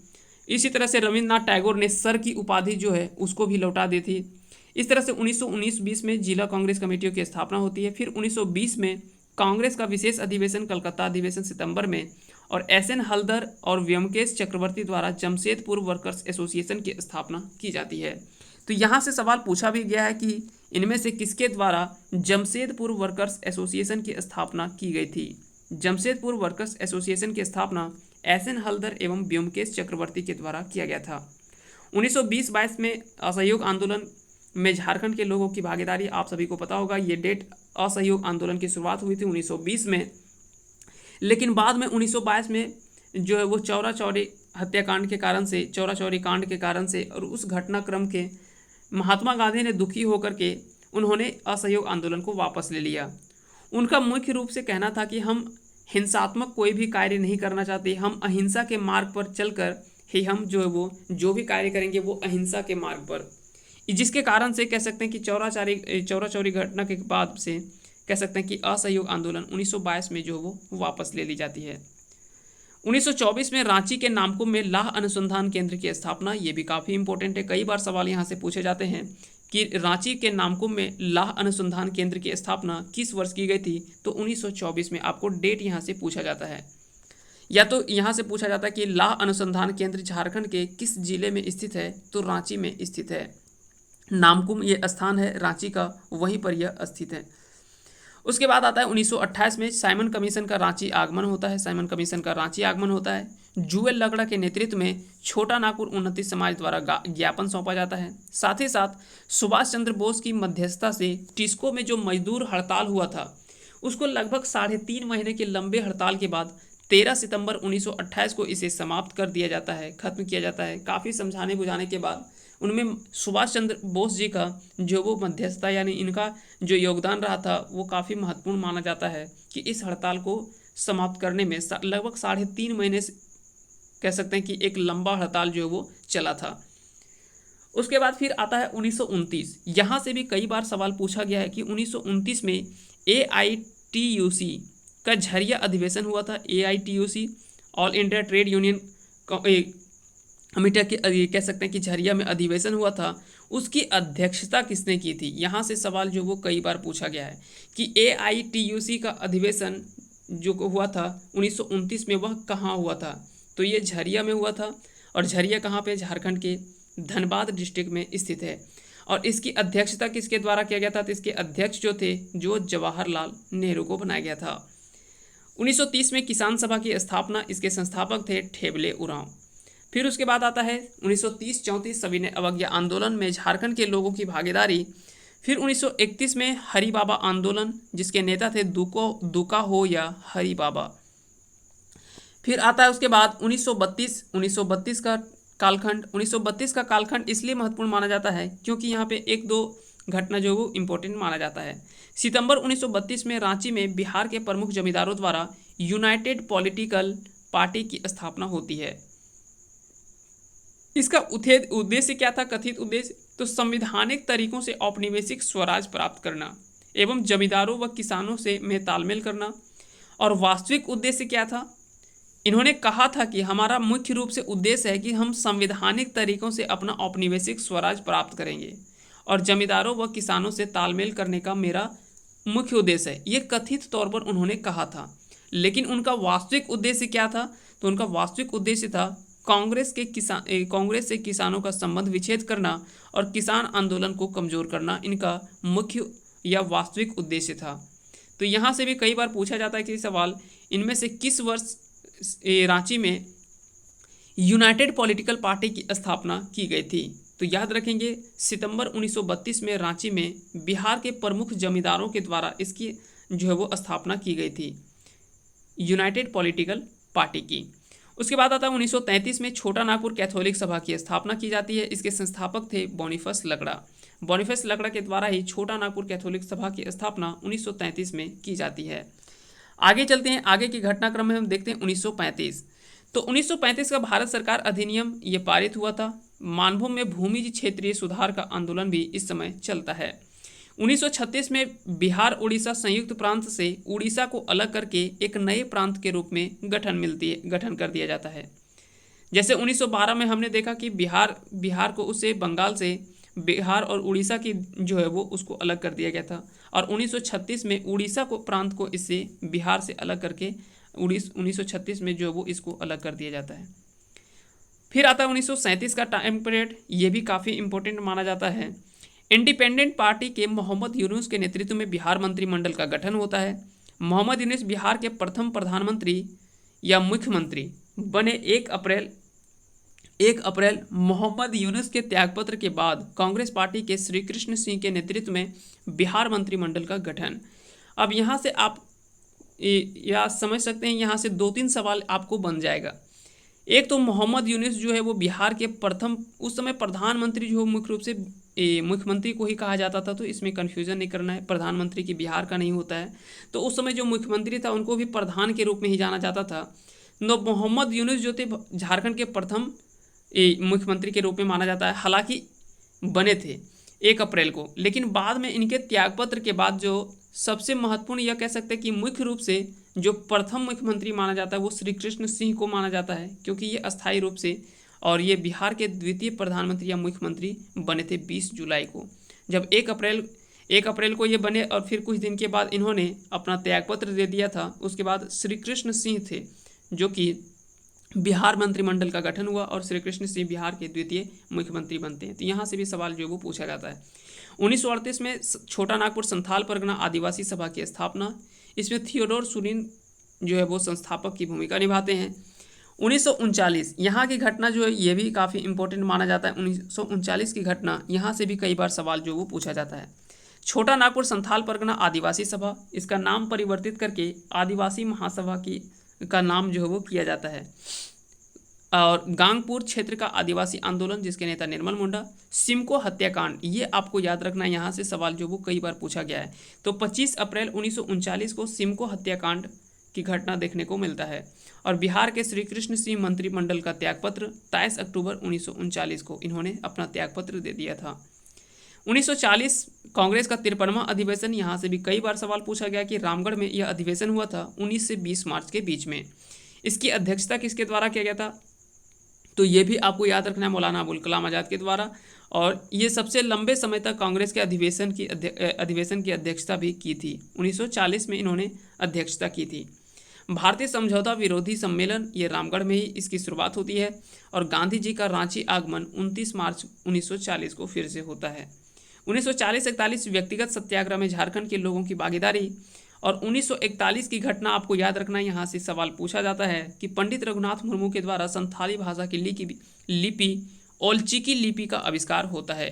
ओलचिकी ये कह सकते हैं कि संथाली भाषा की लिपि है जो कि काफ़ी महत्वपूर्ण माना जाता है। कई बार सवाल डायरेक्टली पूछा जाता है कि संथाल भाषा की लिपि कौन सी है, तो ओलचिकी लिपि का आविष्कार। और इसका आविष्कार किसके द्वारा किया गया था? तो पंडित रघुनाथ मुर्मू के द्वारा किया गया था। वर्ष 1942 में भारत छोड़ो आंदोलन में झारखंड के लोगों की भागीदारी।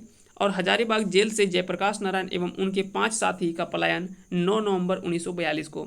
9 नवंबर 1942 को जयप्रकाश नारायण एवं उसके 5 साथी जो वो हजारीबाग जेल से वो कह सकते हैं कि निकल भागते हैं।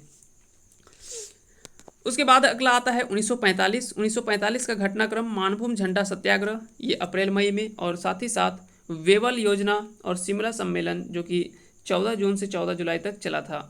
1946 में प्रांत बिहार में कांग्रेसी मंत्रिमंडल का गठन होता है। 30 मार्च को कैबिनेट मिशन योजना, ये 16 मई को आता है। और केंद्र में अंतरिम सरकार का गठन 2 सितंबर को होता है। 1947 में माउंटबेटन योजना, 3 जून 1947 को माउंटबेटन योजना आता है। और भारत को स्वतंत्रता प्राप्ति 15 अगस्त 1947 को होती है। 1948 में दामोदर घाटी निगम की स्थापना होती है। यहाँ से भी कई बार सवाल पूछा गया है कि स्वतंत्र भारत की पहली परियोजना जो है वो माना जाता है, तो वो दामोदर घाटी परियोजना को ही माना जाता है, क्योंकि 47 में हम लोग आज़ाद हुए और उसके बाद तुरंत 48 में हमने एक कोई परियोजना शुरू किया था, तो वो था दामोदर घाटी निगम परियोजना। 1949 में संथाल परगना काश्तकारी अधिनियम जो कि पूरक प्रावधान था, अधिनियम 1949 ये पारित हुआ। 1950 में झारखंड पार्टी की स्थापना जिसके संस्थापक जयपाल सिंह को बनाया गया। साथ ही साथ लाखो बोदरा के नेतृत्व में हो पुनर्जागरण आंदोलन। अब जैसे आपने नाम देखा लाखो बोदरा, यहाँ से आपको एक चीज़ तो और याद रखना होगा। आइए बात करते हैं उनके बारे में। सबसे पहले अगर पूछा जाए कि हो पुनर्जागरण आंदोलन किसके द्वारा शुरुआत हुई थी, तो लाखो बोदरा के द्वारा 1950 में हुई थी। लाखो बोदरा ने हो भाषा की वारंग चीती लिपि का आविष्कार जो वो किया था। वारंग चीती लिपि का आविष्कार जो है वो किसके द्वारा किया गया था, तो लाखो बोदरा के द्वारा किया गया था। तो याद रखेंगे, यहाँ से 2-3 सवाल पूछा जाता है कि हो पुनर्जागरण आंदोलन की शुरुआत या उनका नेतृत्व किसने किया था, तो लाखो बोदरा के द्वारा 1950 ईस्वी में किया गया था। हो भाषा की लिपि कौन सी है, तो वारंग चीती है। इसका विकास किसके द्वारा किया गया था, तो इसका विकास जो है वो लाखो बोदरा के द्वारा किया गया था। आगे चलते हैं। आगे का घटनाक्रम है 1950 से 58 तक। 1950 से लेकर 58 तक की घटनाक्रम। फेटल सिंह के नेतृत्व में खरवार वन आंदोलन। 1954 में छोटा नागपुर संयुक्त संघ की स्थापना जिसके संस्थापक सुखदेव महतो थे। 1955 में राज्य पुनर्गठन आयोग के समक्ष पृथक झारखंड प्रांत की मांग। तो ये मांग तो हालांकि 1929-28 से ही शुरुआत हो जाती है झारखंड राज्य निर्माण की, लेकिन कह सकते हैं कि राज्य पुनर्गठन आयोग के समक्ष में पृथक झारखंड प्रांत की मांग जो वो 1955 में होती है। 1957 में रांची आकाशवाणी केंद्र की स्थापना होती है। 1960 में रांची विश्वविद्यालय की स्थापना और 1963 में झारखंड पार्टी का कांग्रेस में विलय हो जाता है। झारखंड पार्टी, कई बार सवाल यहाँ से पूछा जाता है कि इसका चुनाव चिन्ह क्या था, तो इसका याद रखेंगे चुनाव चिन्ह आपको याद रखना है कि मुर्गा जो था इनका चुनाव चिन्ह था। चुनाव चिन्ह जो था मुर्गा था झारखंड पार्टी का। तो इसका अगर पूछा जाए कि झारखंड पार्टी का किस वर्ष कांग्रेस में विलय हो गया, तो 20 जून 1963 को कांग्रेस में विलय हो जाता है। 1965 में बिरसा सेवा दल की स्थापना, जिसके संस्थापक ललित कुजूर थे, और 1967 में ऑल इंडिया झारखंड पार्टी की स्थापना संस्थापक बागुन सुम्बरे के द्वारा। तो यहाँ से बागुन सुम्बरे से संबंधित महत्वपूर्ण घटना इसलिए भी याद रखना है क्योंकि इनका कुछ ही पहले इनका निधन हुआ है, जिसके कारण से यहाँ से सवाल जो वो बन सकता है कि ऑल इंडिया झारखंड पार्टी की स्थापना किसके द्वारा की गई थी, तो बागुन सुम्बरे के द्वारा 1967 में की गई थी। आगे चलते हैं। आज का अगला टाइम पीरियड है वो है 1969। हुल झारखंड पार्टी, इसकी स्थापना जस्टिन रिचर्ड के द्वारा। बिहार अनुसूचित क्षेत्र अधिनियम 1969 पारित और शिवाजी समाज की स्थापना, जिसके संस्थापक विनोद बिहारी महतो माने जाते हैं। तो ये भी पूछा जाता है कि शिवाजी समाज की स्थापना किसके द्वारा किया गया था, तो विनोद बिहारी महतो के द्वारा 1969 में किया गया था। 1970 में सोनो संथाल समाज की स्थापना शिबू सोरेन के द्वारा किया गया था। 1971 में मार्क्सिस्ट कोऑर्डिनेशन कमेटी एमसीसी की स्थापना, जिसके संस्थापक थे AK रॉय। भारत पाकिस्तान युद्ध में आप सभी को पता है कि रांची जिला के निवासी लॉन्स नायक अल्बर्ट एका, जो कि पूर्वी मार्च पर शहीद हुआ था, बाद में इन्हें सर्वोच्च सैनिक सम्मान परमवीर चक्र से सम्मानित किया गया था। और स्वाधीन बांग्लादेश का उदय भी यही होता है, 1971 में होता है। 1972 में रांची संग्रहालय की स्थापना होती है। 1973 में एक आंदोलन चलता है जिसे धनकटनी आंदोलन या टुंडी आंदोलन के रूप में माना जाता है। इसमें मुख्य भूमिका जो है वो शिबू सोरेन के द्वारा इसमें मुख्य भूमिका निभाई गई थी, और साथ ही साथ झारखंड मुक्ति मोर्चा झामुमो की स्थापना जो है वो किया गया था विनोद बिहारी महतो एवं शिबू सोरेन व AK राय के द्वारा। कोयल कारो जल विद्युत परियोजना के विरुद्ध आदिवासियों का संघर्ष इसमें होता है। 1977 में सिंहभूम में कोल्हान रक्षा संघ का आंदोलन, एक अलग राष्ट्र के रूप में कोल्हानिस्तान की मांग की गई थी। तो यहाँ से भी सवाल पूछा गया है कि इनमें से किस वर्ष सिंहभूम के कोल्हान रक्षा संघ का आंदोलन चलाया गया था, जिसमें एक अलग राष्ट्र की मांग की गई थी, उसका नाम क्या था, तो उसका नाम था कोल्हानिस्तान। कोल्हानिस्तान की एक अलग प्रांत की मांग की गई थी, तो ये भी आप याद रखेंगे। 1978 की बात करें तो 1978 की घटना, सिंहभूम में जंगल कटाई आंदोलन शुरू हुआ। 1980 में रामगढ़ जिले के केदला कुजू क्षेत्र में कोलियरो विस्थापन के विरुद्ध हंगामा। 1984 में अगर बात करें 1984 की घटनाक्रम, तो यहाँ पे झारखंड के प्रथम दूरदर्शन केंद्र जो कि रांची में स्थापना होती है 1984 में। 1985 में ये कुटकू बांध के विस्थापितों का आंदोलन होता है। 1986 ऑल झारखंड स्टूडेंट यूनियन यानी आयसू की स्थापना होती है, और इसकी स्थापना कई बार पूछा जाता है कि कौन थे, तो सूर्य सिंह बेसरा के द्वारा स्थापित की गई थी आयसू की। 1987 में झारखंड कोऑर्डिनेशन कमेटी का गठन होता है, जिसमें 53 संगठनों के प्रतिनिधियों के द्वारा इसमें भाग लिया था इस कमेटी के गठन में। 1992 में जादूगोड़ा के विस्थापित एवं रेडियो धर्मिता से प्रभावित लोगों का आंदोलन होता है। दरअसल क्या होता है कि 1992 ये जादूगोड़ा जो है यूरेनियम के खान के लिए प्रसिद्ध स्थल माना जाता है। यह है कहाँ पे, तो झारखंड के पूर्वी सिंहभूम जिले में स्थित है जादूगोड़ा। आपको पता होगा कि जब यह क्षेत्र जाएंगे हम कभी एक बार इसके बारे में आप पूरे डिटेल से जब पढ़ेंगे तो आपको इतने मतलब चौंकाने वाले और रहस्यमयी घटना आपको पता चलेगा। आज भी यहाँ के बच्चे जो हैं वो कह सकते हैं कि ज़्यादातर जो है वो विकलांग देखने को मिल रहा है। विकलांग जो है वो आज भी बच्चे कई सारे उस गाँव के पैदा होते हैं।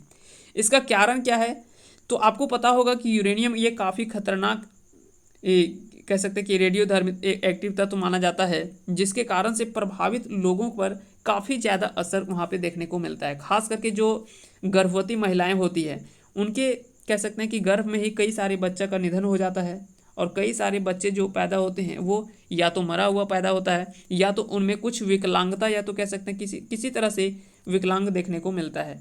तो ये काफ़ी ज़्यादा ये प्रभावित करने वाला इलाका माना जाता है, क्योंकि यहाँ पे जिस तरह से यहाँ से प्राप्त होता है, हमें जिस तरह से यहाँ से फ़ायदे होते हैं, उसके फ़ायदे वहाँ के लोकल लोगों को कुछ भी नहीं होता, और उल्टा उसका रिएक्शन क्या होता है कि वहाँ के लोगों को काफ़ी ज़्यादा यहाँ से जो वो दिक्कतों का सामना करना पड़ता है, और काफ़ी ज़्यादा लोग वहाँ पे प्रभावित भी हैं इससे। उसके बाद आता है 1993 की घटना। 1993 नेतरहाट, आइए बात करते हैं 1993 की घटना। नेतरहाट फील्ड फायरिंग रेंज के विरुद्ध जन आंदोलन हुआ था। फिर 1994 में संख पन बिजली परियोजना के विरुद्ध आंदोलन। 1995 में झारखंड एरिया ऑटोनोमस काउंसिल, ये इसका सवाल जो वो कई बार पूछा गया है, तो कि जैक का गठन जो वो कब किया गया था, तो आपको याद रखने हैं 1995 में इसका गठन हुआ था, और इसके अध्यक्ष भी पूछा जाता है और इसके उप महासचिव भी पूछा जाता है। तो ये सभी आप याद रखेंगे। शिबू सोरेन और सूरज मंडल, ये सभी नाम आप याद रखेंगे। 1996 में समरसोत सरगुजा जिला छत्तीसगढ़ वन्य प्राणी अभ्यारण्य के खिलाफ आंदोलन। 1997 में बिहार विधानसभा द्वारा पृथक झारखंड के गठन के लिए संकल्प जो है वो पारित हुआ 22 जुलाई 1947 को। तो यहाँ से सवाल जो है वो पूछा गया है कि किस वर्ष जो है वो बिहार विधानसभा द्वारा पृथक झारखंड प्रांत का गठन के लिए संकल्प यानी रिजोल्यूशन पारित हुआ था। तो 22 जुलाई 1997 को 22 जुलाई 1997 को यह रिजोल्यूशन पारित हुआ, और 25 अगस्त 2000 को बिहार राज्य पुनर्गठन विधेयक 2000 को राष्ट्रपति KR नारायणन के द्वारा इसकी मंजूरी जो वो, तो आपको याद रखना है यहाँ से 2 अगस्त 11 अगस्त, उसके बाद जो है आपको याद रखने हैं 25 अगस्त। 2 अगस्त को कह सकते हैं कि जिस तरह से यहाँ पे पहले लोकसभा फिर राज्यसभा उसके बाद राष्ट्रपति की मंजूरी होती है, तो उसके बाद जो है वो भारत सरकार द्वारा बिहार के 2 राज्यों बिहार एवं झारखंड में विभाजन होता है। 15 नवंबर 2000 का ईस्वी का दिन कह सकते हैं कि यह तय किया जाना 15 नवंबर 2000 को भारत संघ के 28वें राज्य के रूप में झारखंड की स्थापना होती है। तो इस तरह से झारखंड राज्य का अलग निर्माण होता है और वो 28वें राज्य के रूप में अस्तित्व में आता है। तो अगर पूछा जाए कि झारखंड राज्य निर्माण के समय में भारत के राष्ट्रपति कौन थे, तो KR नारायणन उस समय राष्ट्रपति थे, जबकि वहीं प्रधानमंत्री की अगर बात करें तो अटल बिहारी वाजपेयी उस समय प्रधानमंत्री थे। तो सवाल किसी तरह से भी कहीं से भी कनेक्ट करके पूछा जा सकता है। 2 अगस्त को लोकसभा में पारित हुआ था, 11 अगस्त को राज्यसभा से पारित हुआ, और 25 अगस्त को राष्ट्रपति के द्वारा इसमें कह सकते हैं कि मंजूरी मिलती है। उसके बाद यह कह सकते हैं कि अलग राज्य के रूप में दर्जा मिल जाता है। आइए थोड़ा सा घटनाक्रम हम देखते हैं। झारखंड आंदोलन के बाद, झारखंड राज्य निर्माण के बाद इसके आंदोलन के घटनाक्रम को कुछ थोड़ा सा हम देख लेते हैं। जैसे 15/11/2000 झारखंड राज्य अस्तित्व में आया और बाबूलाल मरांडी ने प्रथम मुख्यमंत्री के रूप में शपथ ग्रहण की। 2003 ईस्वी में अर्जुन मुंडा ने 18 मार्च को झारखंड के द्वितीय मुख्यमंत्री का पदभार ग्रहण किया। 2005 2 मार्च को शिबू सोरेन ने राज्य के तीसरे मुख्यमंत्री के रूप में शपथ ग्रहण की, और केवल 10 दिन इस समय ये मुख्यमंत्री रहे थे। सबसे छोटा कार्यकाल इसमें माना जाता है। कई जगह आपको 9 दिन मिलेगा, कई जगह आपको 10 दिन मिलेगा, तो इस चीज़ को आप याद रखेंगे। 2005-6 ये अर्जुन मुंडा इसमें मुख्यमंत्री बने। फिर 14 सितंबर 2006 को मधु कोड़ा ने मुख्यमंत्री पद की शपथ लेती हैं। 2008 शिबू सोरेन झारखंड राज्य के पुनः मुख्यमंत्री बने। 2009 में 19 जनवरी 2009 को राष्ट्रपति शासन लगाया गया, जो 29 दिसंबर तक चलता रहा। 30 दिसंबर को शिबू सोरेन फिर से तीसरी बार मुख्यमंत्री बने। तो कई बार सवाल पूछा जाता है कि शिबू सोरेन और अर्जुन मुंडा ये 2 ऐसे नेता हैं जिन्होंने झारखंड में 3 बार जो वो मुख्यमंत्री का पद जो वो धारण किया था। उसके बाद अगर बात करें 2010 की, तो 1 जून 2010 को राज्य में दूसरी बार राष्ट्रपति शासन लगा, और 11 सितंबर 2010 को अर्जुन मुंडा राज्य के मुख्यमंत्री बने। 2013 की अगर बात करें तो 18 जनवरी 2013 को तीसरी बार राष्ट्रपति शासन लगाया गया, और 13 जुलाई 2013 को हेमंत सोरेन ने राज्य के मुख्यमंत्री के रूप में शपथ ली। 28 दिसंबर 2014 को रघुवर दास झारखंड के 10वें मुख्यमंत्री के रूप में पदभार ग्रहण किया, और फिर झारखंड के अगले मुख्यमंत्री आपको पता होगा 2019 के दिसंबर में ये कह सकते हैं कि हेमंत सोरेन पुनः फिर से मुख्यमंत्री के रूप में पदभार ग्रहण किया। तो इस तरह से वर्तमान उस समय से लेकर अभी तक के जितने भी महत्वपूर्ण घटनाक्रम थे उन सभी चीज़ों को आज हमने बताने का प्रयास किया। उम्मीद करते कि यहाँ से आपको कनेक्ट करने में आसानी हुई होगी और समझ में आ गया होगा। कई सारे यहाँ से घटनाक्रम आपको डायरेक्टली हूबहू सवाल के रूप में चेंज करके बनाया जाता है। तो उम्मीद करते हैं कि आज का ये वीडियो सेशन आप सभी को पसंद आया होगा। अगर पसंद आया होगा तो इस वीडियो को लाइक करें, साथ ही साथ अगर चैनल पे नए हैं तो चैनल को सब्सक्राइब कर दें और बेल आइकन को प्रेस कर दें, ताकि इसी तरह का वीडियो का नोटिफिकेशन जब भी हम अपलोड करेंगे तो उसका नोटिफिकेशन आपके पास चला जाएगा और आप उसका फ़ायदा मिल सकेगा। आप सभी को बहुत बहुत धन्यवाद अंत तक बने रहने के लिए। जय हिंद, जय भारत।